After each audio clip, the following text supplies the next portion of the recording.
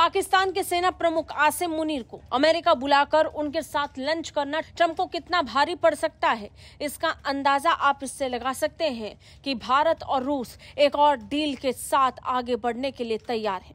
ऐसे वक्त पर जब अमेरिका और रूस के बीच तनाव अब तक के सबसे बुरे और सबसे भयानक दौर में पहुंच चुके हैं, तब लगातार भारत को रूस के करीब देखा जा सकता है। अमेरिका ने जिस तरीके से पाकिस्तान का चुनाव कर पाकिस्तानी सेना प्रमुख को अपने लंच पर बुलाकर उसकी मेहमान नवाजी की, अब उसे भारी पड़ने वाली है, क्योंकि यहाँ रूस के राष्ट्रपति व्लादिमीर पुतिन भारत को खुला ऑफर दे रहे हैं। फिर एक बार एक ऐसा ऑफर जो भारत को बहुत फायदा करा सकती है। नतीजन भारत इस डील पर विचार कर सकता है या इस डील को फाइनल भी कर सकता है।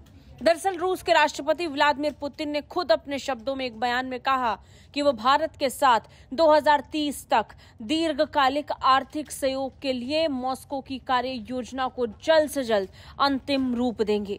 2030 तक इस दोस्ती को सबसे आगे पायदान तक ले जाने के लिए पुतिन ने पूरा प्लान तैयार कर रखा है।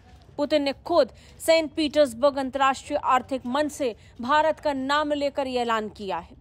पुतिन ने कहा कि हम प्रमुख भागीदारों के साथ दीर्घकालिक सहयोग योजना तैयार करने पर सहमत हुए थे। उन्होंने इस बात पर जोर दिया कि भारत जैसे देशों के साथ कार्य योजनाएं जल्द ही पूरी होनी चाहिए। रूसी राष्ट्रपति ने कहा कि हमने पहले ही तेल और गैस निर्यात को बढ़ावा देने का लक्ष्य निर्धारित कर लिया है। इसे हासिल करने के लिए हम भागीदारों के साथ संबंध विकसित करेंगे, व्यापार बाधाओं को दूर करेंगे, नए बाजार की तलाश करेंगे, बुनियादी ढांचे का निर्माण करेंगे और निवेश को बढ़ाएंगे। यानी पुतिन संकेत दे रहे हैं कि वो भारत में इन्वेस्टमेंट बढ़ा सकते हैं और अपने व्यापार को भी बढ़ाने पर काम करेंगे।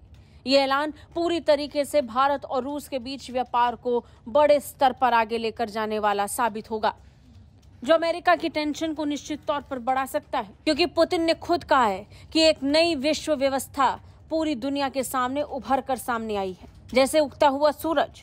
उन्होंने अपने बयान में कहा कि इसे रोकने का कोई तरीका नहीं है। हमारी भूमिका इस प्रक्रिया को औपचारिक रूप देना है और इसे सुविधाजनक बनाना है। ये सुनिश्चित करना है कि अधिक संतुलित तरीके से विकसित हो जाए, अधिकांश देशों के हितों का ध्यान रखे।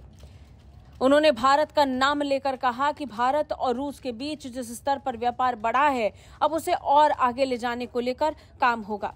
उन्होंने आर्टिफिशियल इंटेलिजेंस को फ्यूचरिस्टिक भी बताया। इसके साथ ही भारत में एआई तकनीक भी किस तरीके से आगे बढ़ रही है, ये भी सबके सामने प्रत्यक्ष है। नतीजन भारत रूस व्यापार मंच को संबोधित करते हुए पुतिन ने साफ कह दिया कि दोनों देशों के बीच गहरे होते आर्थिक संबंधों और सहयोग के नए रास्ते अब खुल चुके हैं। ब्यूरो रिपोर्ट, भारत तक।